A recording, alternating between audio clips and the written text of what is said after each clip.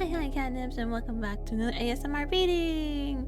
Today we will be reading The Fall of the House of Usher by Edgar Allan Poe. If there's a specific short story by Poe that you would like me to read, leave it in the comments below. I keep forgetting to say this, and I should say it, whatever. Anyway, let's go right into the story. Woo!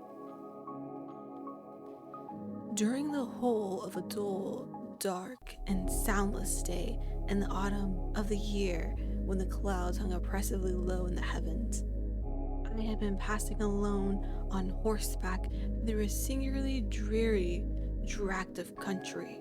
At length found myself, as the shades of the evening drew on, within view of the melancholy house of Usher.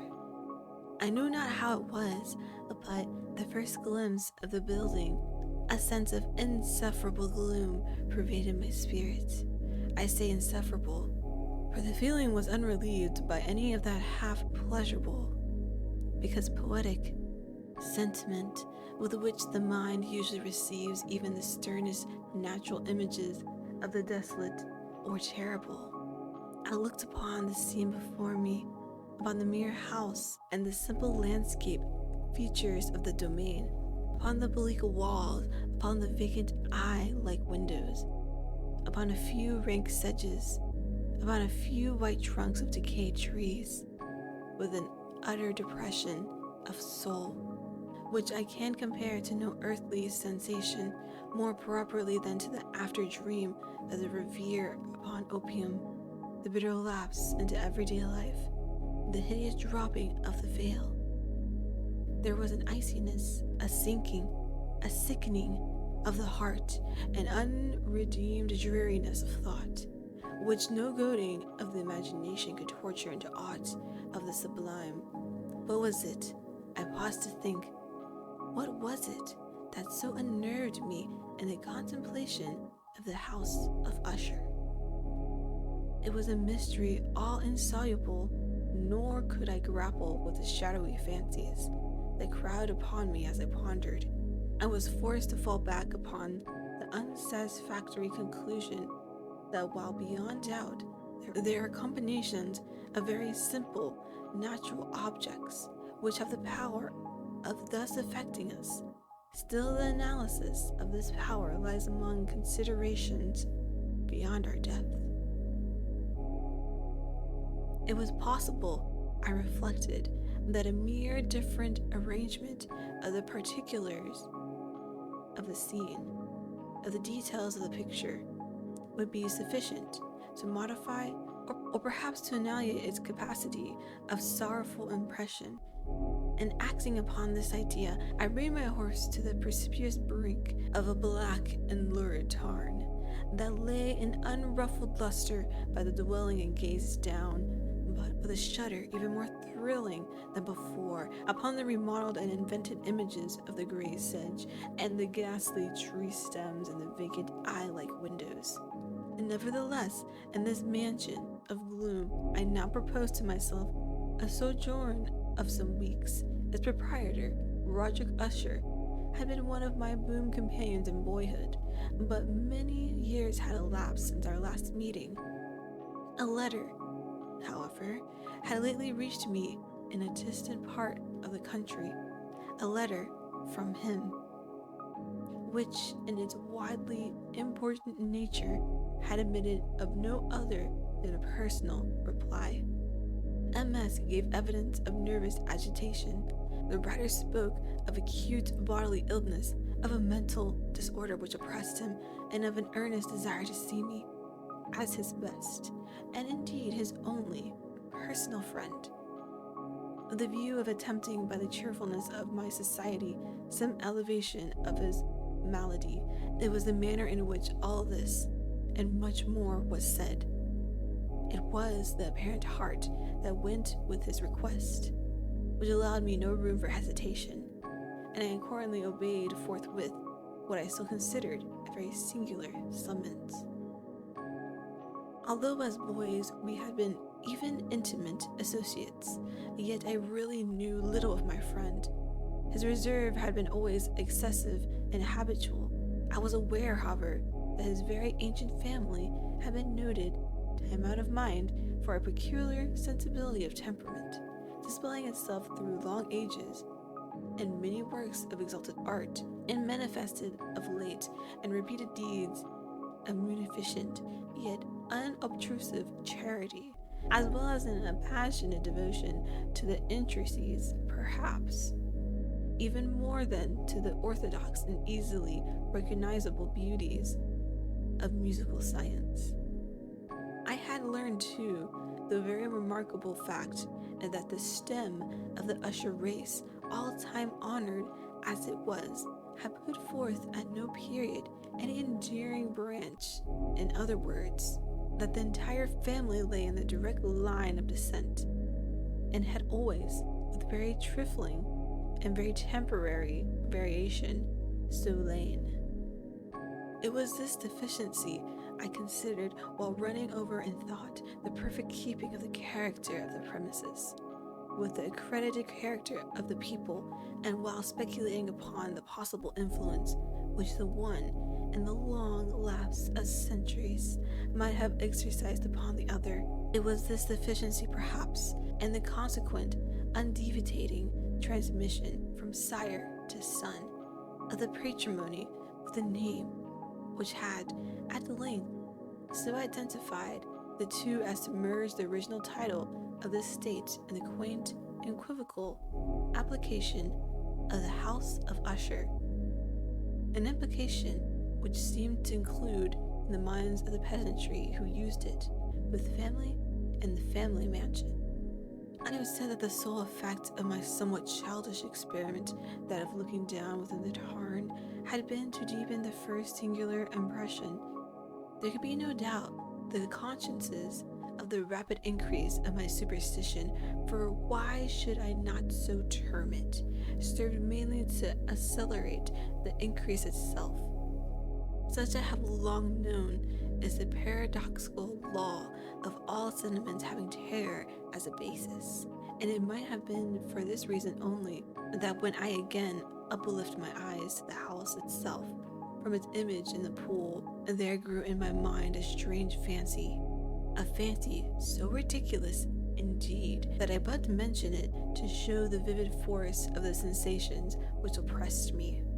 I had so worked upon my imagination as really to believe that about the whole mansion and domain there hung an atmosphere peculiar to themselves and their immediate vicinity, an atmosphere which had no affinity with the air of earth, but which had reeked up from the decayed trees and the gray wall and the silent tarn, a pestilent and mystic vapor, dull, sluggish, faintly discernible, and leaden-hued.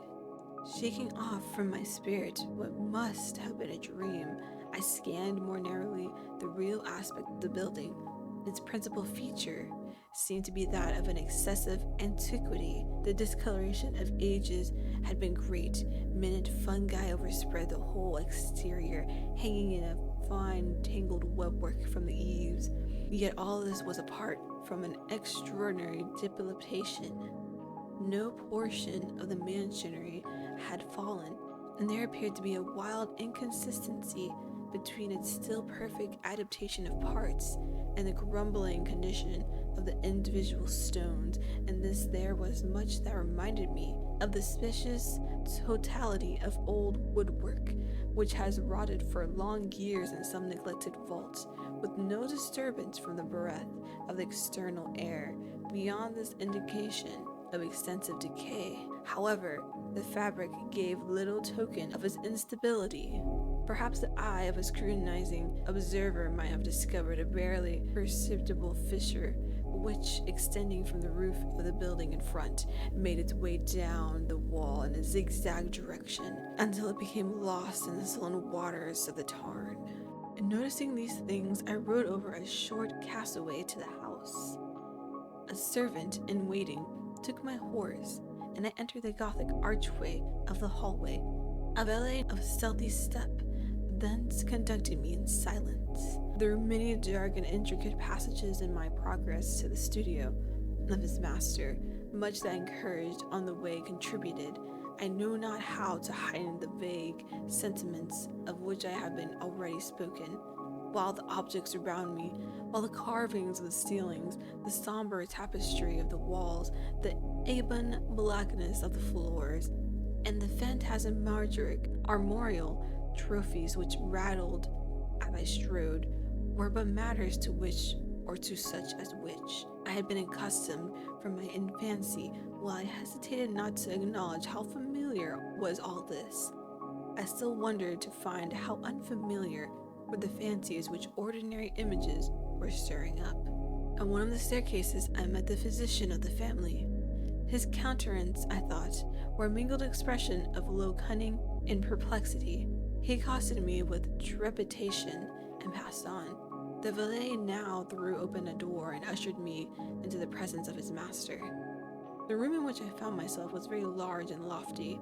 The windows were long, narrow, and pointed, and at so vast a distance from the black oaken floor as to be altogether inaccessible from within.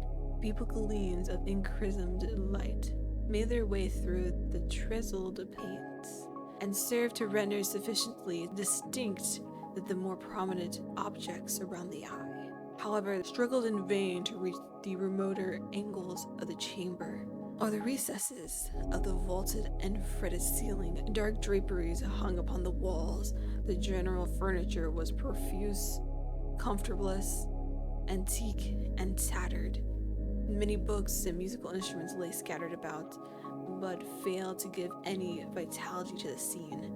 I felt that I breathed an atmosphere of sorrow, an air of stern, deep, and irredeemable gloom hung over and pervaded all.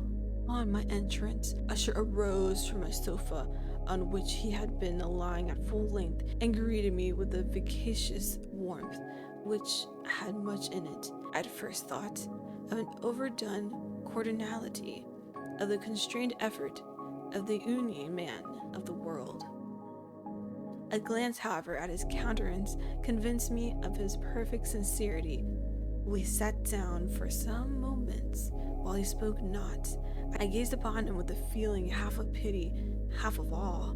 Surely, man had never before so terribly altered in so brief a period as had Roderick Usher. It was with difficulty that I had to bring myself to admit the identity of the one being before me with the companion of my early boyhood.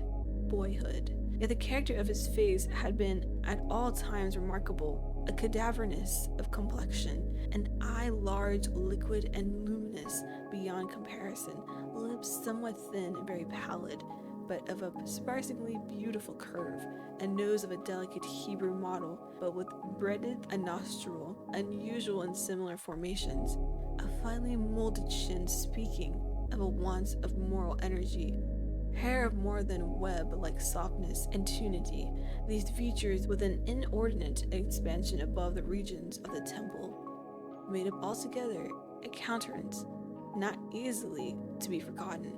And now, in the mere exaggeration of the prevailing character of these features and of the expression they were wont to convey, lay so much change that I doubted to whom I spoke. The now ghastly pallor of the skin and the now miraculous luster of the eye. Above all things startled and even awed me. The silken hair, too, had been suffered to grow all unheeded, and as in its wild gossamer texture, it floated rather than fell about the face. I could not even with effort connect its arabesque expression with an idea of simple humanity. In the manner of my friend, I was at once struck with an incoherence and inconsistency, and I soon found this to arise from a series of feeble and futile struggles to overcome an habitual trepidancy and excessive nervous agitation. For something of this nature I had indeed been prepared, no less by his letter than by a reminiscence of certain boyish traits, and by conclusions deducted from his peculiar physical conformation and temperament. His actions were alternatively vicious and sullen. His voice varied rapidly from a tremendous indecision when the animal spirits seemed utterly in abeyance, to that species of energetic concision, that abrupt, weighty, unhurried, and hollow-sounding enunciation, that leaden, self-balanced, and perfectly modulated guttily utterance, which may be observed in the lost drunkard, or in the irreclaimable eater of opium during the periods of his most intense excitement. It was thus that we spoke of the objects of my visit, of his earnest desire to see me, and of the solace he expected me to afford him. He entered at some length into what he conceived to be the nature of his malady. It was, he said, a constitutional, a family evil, one for which he despaired to find a remedy, a mere nervous affection, he immediately added, which would undoubtedly soon pass off. It displayed itself in a most of unnatural sensations, some of which, as he detailed them, interested and bewildered me.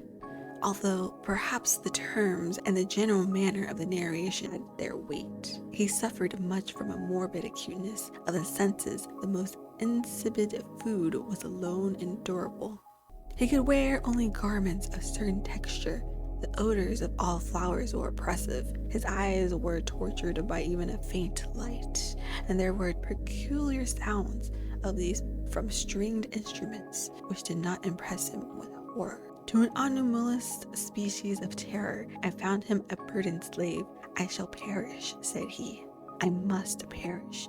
In this durable folly, thus and not otherwise, shall I be lost. I dread the events of the future, not in themselves, but in their results. I shudder at the thought of any, even the most trivial incident, which may operate upon this intolerable agitation of soul. I have, indeed, no abhorrence of danger except in its absolute effect, in terror. In this unnerved and this pitiable condition, I feel that the period will sooner or later arrive when I must abandon life and reason together in some struggle with the grim phantasm, fear. I learned, moreover, at intervals and through broken and equivocal hints, another signature feature of his mental condition. He was enchained by certain superstitions, impressions in regard to the dwelling which he tented and whence for many years he had never ventured forth, in regard to an influence whose superstitiousness force was conveyed in terms too shadowy here to be reinstated, an influence which some peculiarities in the mere form and substance of his family mansion had, by dint of a long sufferance, he said, obtained over his spirit, an effect which the physique of the grey walls and turrets and of the dim tarn into which they all looked down had at length brought about upon the morale of his existence.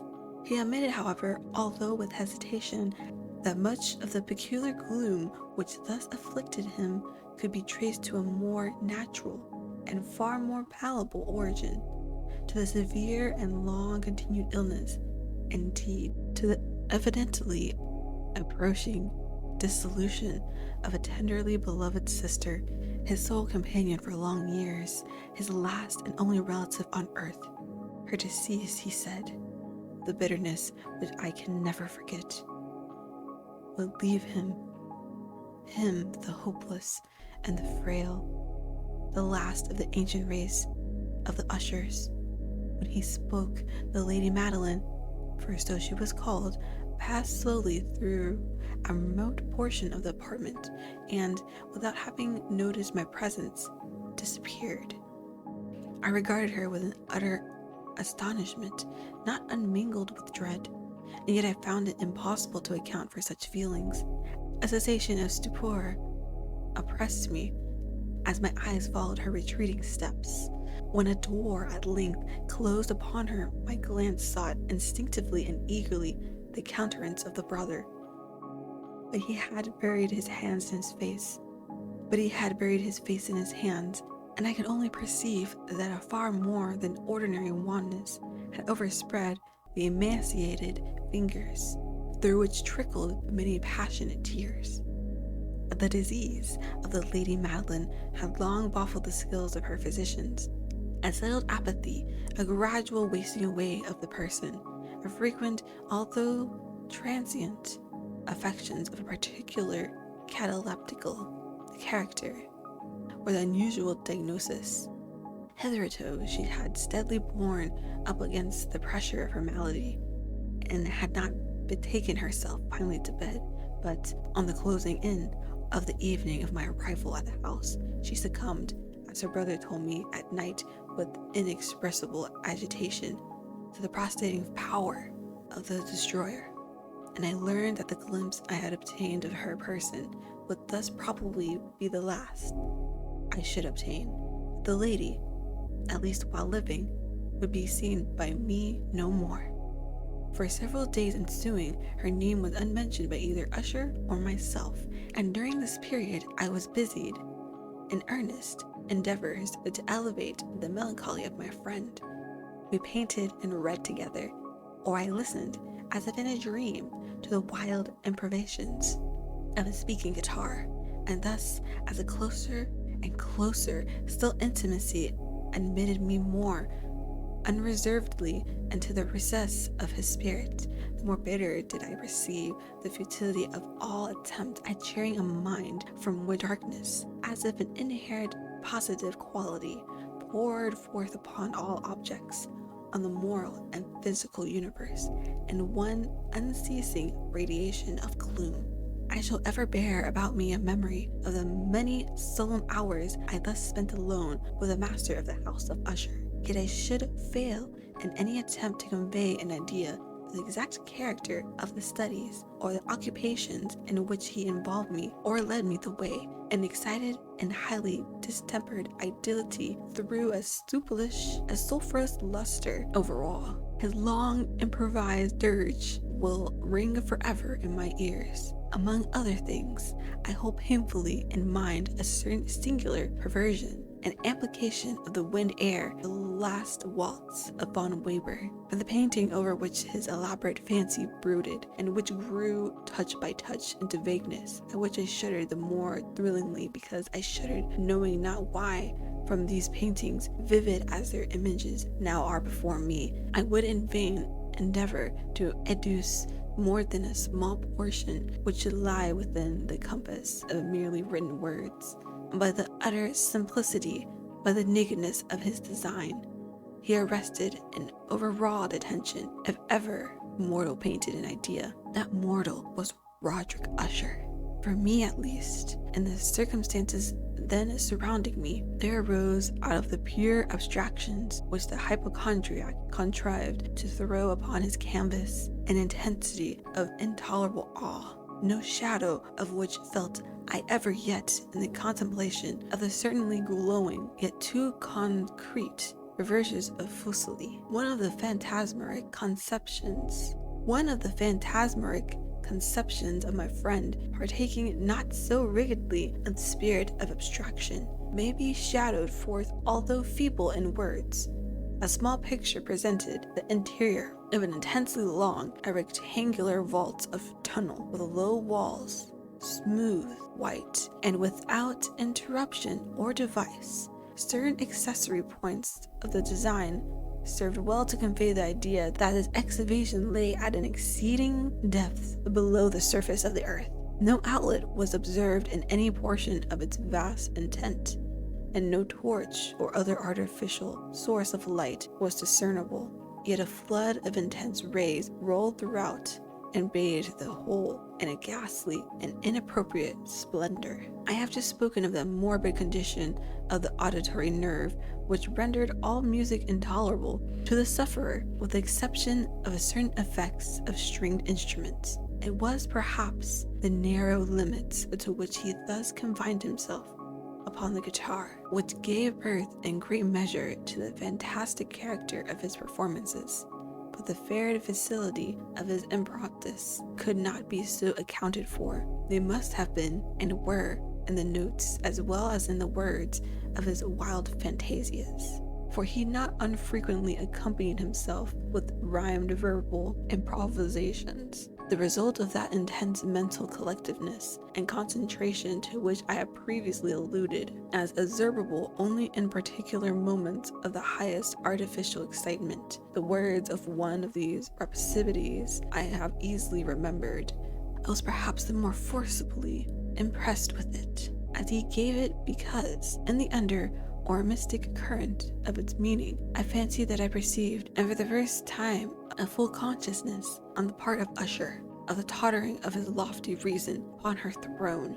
The verses, which were entitled The Haunted Palace, ran very nearly, if not accurately, thus. I well remember that suggestions arising from this ballad led us into a train of thought wherein there became manifest an opinion of Usher's which I mention not so much in account of his novelty, for other men have thought thus, as on account of the pertinacity which he maintained it. This opinion, in its general form, was that of the sentience of all vegetable things, but in his disordered fancy, the idea had assumed a more daring character and trespassed, under certain conditions, upon the kingdom of unorganization. I lack words to express the full extent or the earnest abandon of his persuasion. The belief, however, was connected, as I have previously hinted, with the gravestones of the home of his forefathers. The conditions of the sentence had been here, he imagined, fulfilled in the method of collection of these stones, and the order of their arrangement, as well as that of the many fungi which overspread them, and of the decayed trees which stood around. Above all, in the long undistributed endurance of this arrangement, and in its reduplication in the still waters of the tarn, its evidence of the sentence was to be seen, he said, and I here started as he spoke, and the gradual yet certain condensation of an atmosphere of their own about the waters and the walls. The result was discoverable, he added, in that silent yet important and terrible influence which for centuries had molded the destinies of his family, and which made him what I now saw him, what he was. Such opinions need no comment, and I make none. Our books, the books which for years had formed no small portion of the mental existence of the invalid, were, as might be supposed, in strict keeping with this character of phantasm. We pored together over such works as the Vivret et Certus of Cretus, the Belphegor of Machiavelli, the Heaven and Hell of Swedenborg, the Subterranean Voyage of Nicholas Klim by Holberg, the Cheiromancy of Robert Fluid, of Eugene de Engine, and of Della Chamber, the Journey into the Blue Distance of Tieck, and the City of the Sun of Campanella. One favorite volume was a small octavo edition of the Directorium Inquisitorum of the Dominican Ebrick de Giron, and there were passages in Pomponius Mela about the old African stirs and Egyptians over which Usher would sit dreaming for hours. His chief delight, however, was found in the perusal of an extremely rare and curious book in quarto Gothic, the Manual of the Forgotten Church, the Vigil Mortuorum Sectium Chorum Escalige Nocturne. I could not help thinking of the wild ritual of this work and of its probable influence upon the hypochondriac, when one evening, having informed me abruptly that Lady Madeline was no more, he stated his intention of preserving her corpse for a fortnight, previously to its final interment, in one of the numerous vaults within the main walls of the building. The worldly reason, however, assigned for this singular proceeding was one which I did not feel at liberty to dispute. The brother had been led to this resolution, so he told me, by consideration of the unusual character of the malady of the deceased, of certain obtrusive and eager inquiries on the part of her medical men, and of the remote and exposed situation of the burial ground of the family. I will not deny that when I called to mind the sinister countenance of the person whom I met upon the staircase on the day of my arrival at the house, I had no desire to oppose what I regarded as at best but a harmless and by no means an unnatural precaution. At the request of Usher, I personally aided him in the arrangements for the temporary entombment. The body having been encoffined, we two alone bore it to its rest. The vault in which we placed it, and which had been so long unopened that our torches, half smothered in its oppressive atmosphere, gave us little opportunity for investigation. Was small, damp, and entirely without means of admission for light, lying at great depth immediately beneath that portion of the building in which was my own sleeping apartment.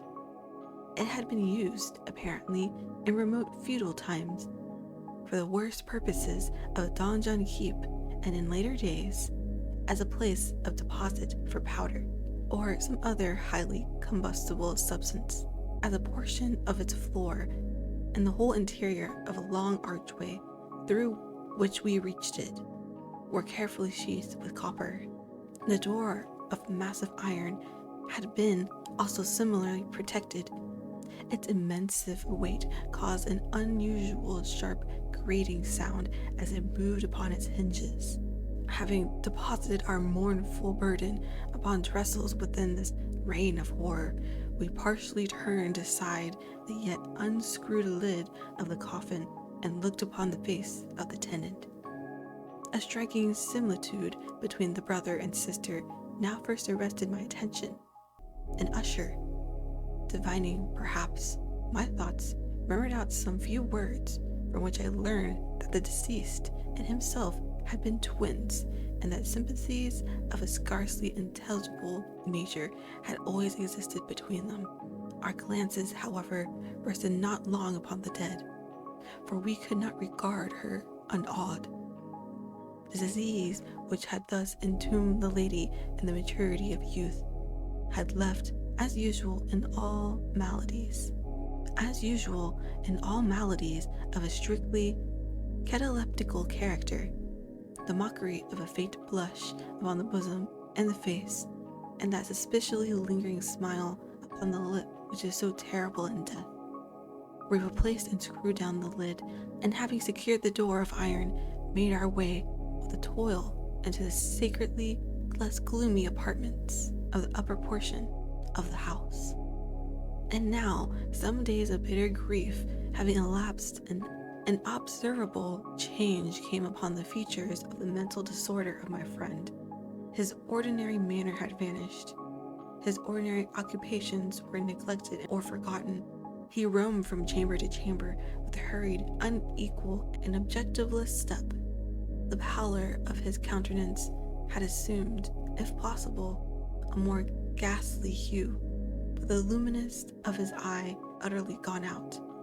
The once occasionally huskiness of his tone was heard no more, and a tremulous quaver, as if of extreme terror, habitually characterized his utterance.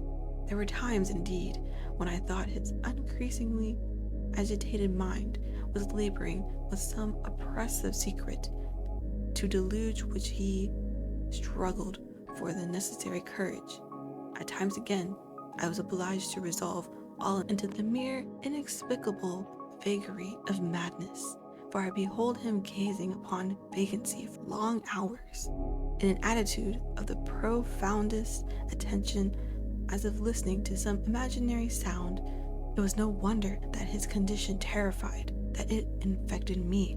I felt creeping upon me by slow yet certain degrees the wild influences of his own fantastic yet impressive superstitions.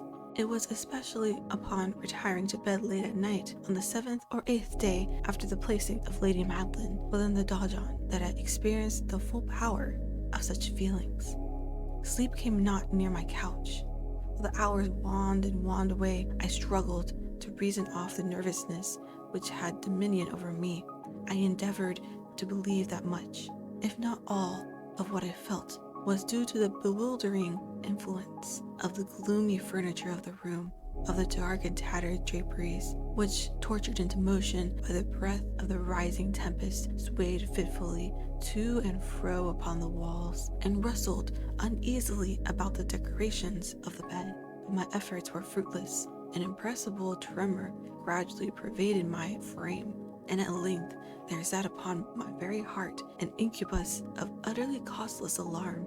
Shaking this off with a gasp and a struggle, I uplifted myself upon the pillows and peering earnestly within the intense darkness of the chamber, hearkened, I know not why, except that an instinctive spirit prompted me to certain low and indefinite sounds which came through the pauses of the storm.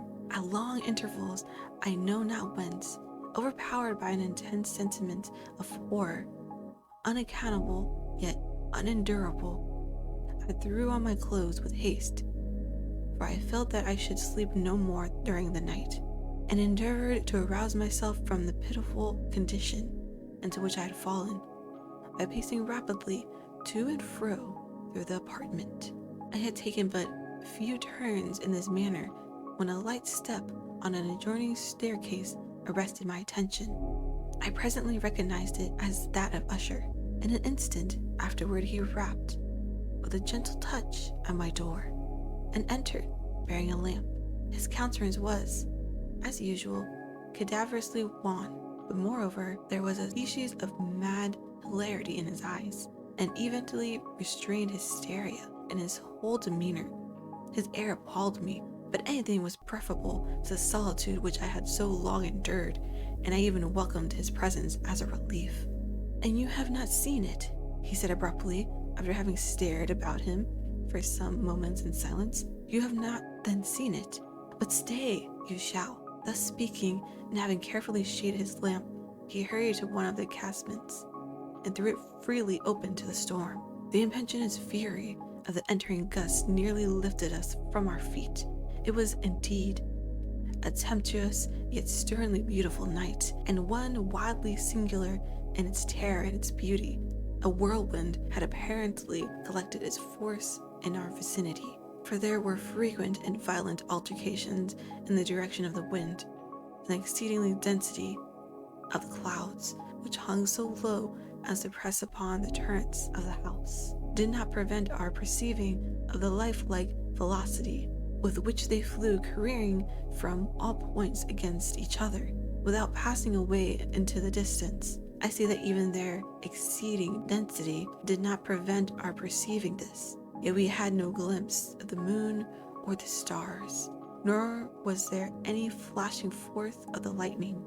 But under the surfaces of the huge masses of agitated vapor, as well as all terrestrial objects immediately around us, were glowing in the unnatural light of a faintly luminous and distinctly visible gaseous exhalation which hung about and enshrouded the mansion.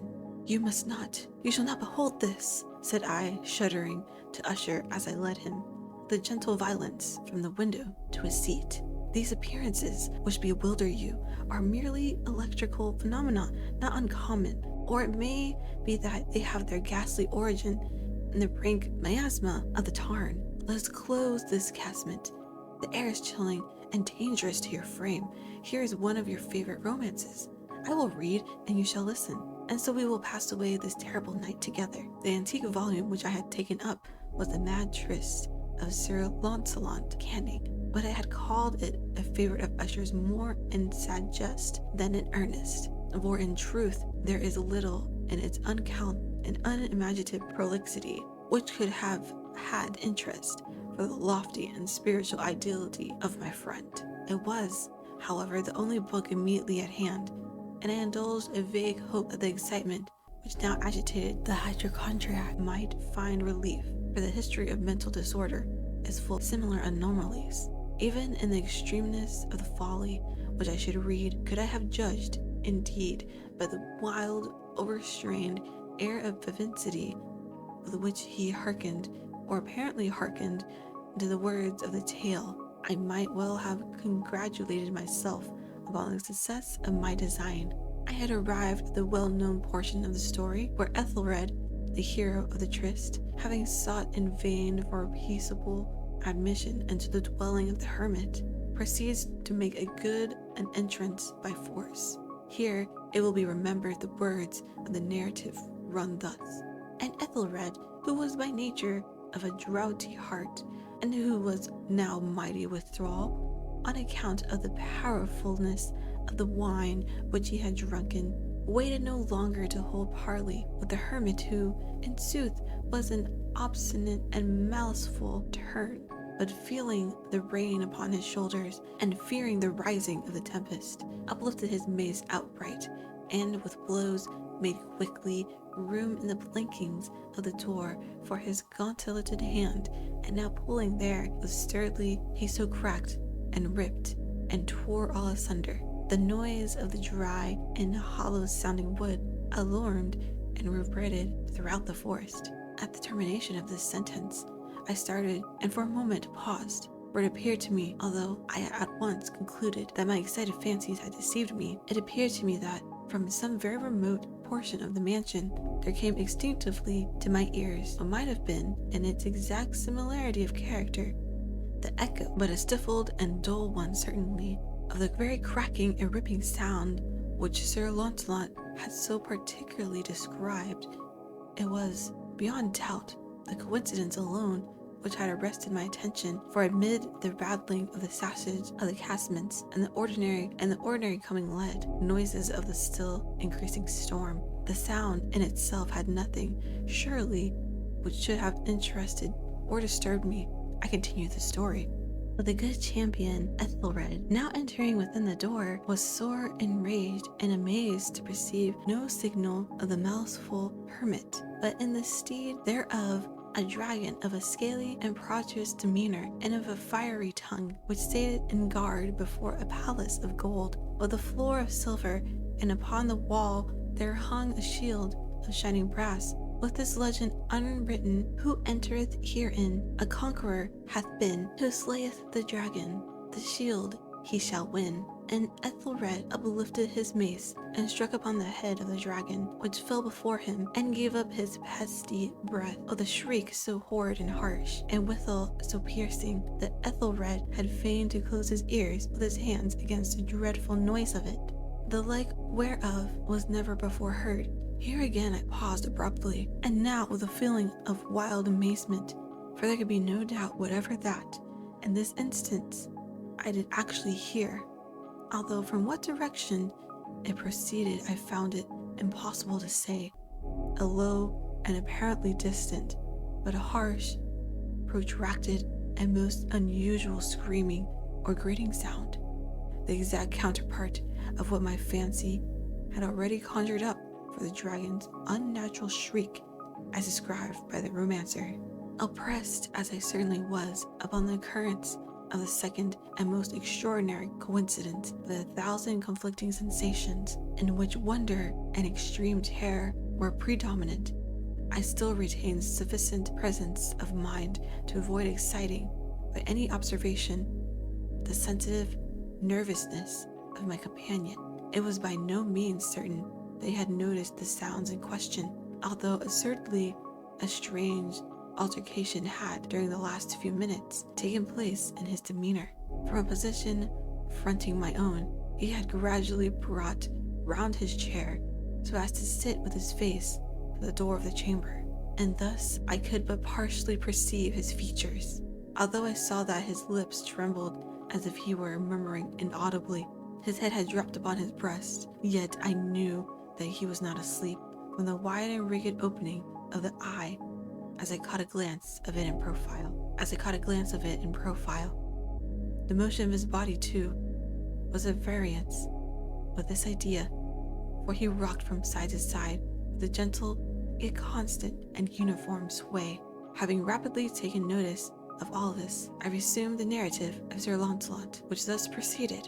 And now, the champion, having escaped from the terrible fury of the dragon, bethinking himself of the blaze in his shield, and of the breaking up of the enchantment which was upon it, removed the carcass from out of the way before him, and approached valorously over the silver and pavement of the castle, to where the shield was upon the wall, which in sooth tarried not for his full coming, but fell down at his feet upon the silver floor, of the mighty great and terrible ringing sound. No sooner had these syllables passed my lips than, as if a shield of brass had indeed at the moment fallen heavily upon a floor of silver, became aware of a distinct, hollow, metallic, and clangorous, yet apparently muffled reverberation. Completely unnerved, I leapt to my feet by the measured rocking movement of Usher, was undisturbed. I rushed to the chair in which he sat. His eyes were bent fixatedly before him, and throughout his whole countenance there reigned a stony rigidity.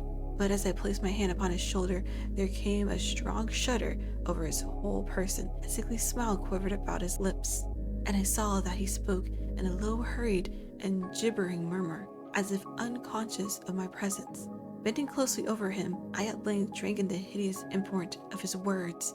Now hear it? Yes, I hear it, and have heard it. Long, many minutes, many hours, many days have I heard it, yet I dared not. Oh, pity me, miserable wench that I am. I dared not speak. We have put her living in the tomb. Said I not that my senses were acute? I now tell you that I heard her first feeble movements in the hollow coffin. I heard them many days ago, yet I dare not speak, and now tonight I feel red.